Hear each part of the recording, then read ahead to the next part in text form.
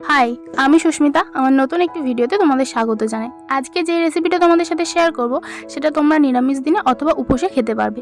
তো দেখো, প্রথমে আমি এখানে কড়ার মধ্যে 1 চামচ ঘি দিয়ে দিচ্ছি। তারপর দিয়েছি এখানে ধুয়ে রাখা সাবু, সেটাকে ভালো করে ভেজে নিয়ে, একটু অল্প ভেজে নিয়ে আমি এখানে দুধ দিয়ে দিয়েছি।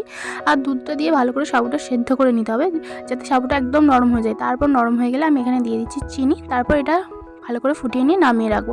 এরপর এখানে আমি কিছু ফল কেটে নিচ্ছি। এখানে আমি আপেল, বেদানা, কলা, কিছু ড্রাই ফ্রুটস আর আঙুর নিয়েছিলাম। তোমরা চাইলে তোমাদের পছন্দ মতন ফল এখানে দিতে পারো। একটু ঠান্ডা হয়ে আসলে এই ফলগুলো সব ওই ক্ষীরের মধ্যে মিশিয়ে দিতে হবে। আর তারপরে সব কিছুকে মিশিয়ে নিলেই রেডি হয়ে যাবে আমাদের সাবুর ক্ষীর। তোমরা কে কে এটা আগে ট্রাই করেছো কমেন্ট করে জানিও। আর যদি না কেউ এখনও পর্যন্ত ট্রাই করে থাকো, অবশ্যই এটা ট্রাই করতে পারো, খেতে কিন্তু খুব সুন্দর হয়। তো এই ভিডিওটা কেমন লাগলো অবশ্যই কিন্তু জানিও। আর রেসিপিটা যদি ভালো লেগে থাকে তাহলে জানো তোমাদেরকে কী করতে হবে, চ্যানেলটাকে সাবস্ক্রাইব করতে হবে আর পাশে থাকা বেল আইকনটা বাজিয়ে দিতে হবে। তো দেখা হচ্ছে নতুন কোনো ভিডিওতে। ততক্ষণ ভালো থেকো, সুস্থ থেকো, টাটা।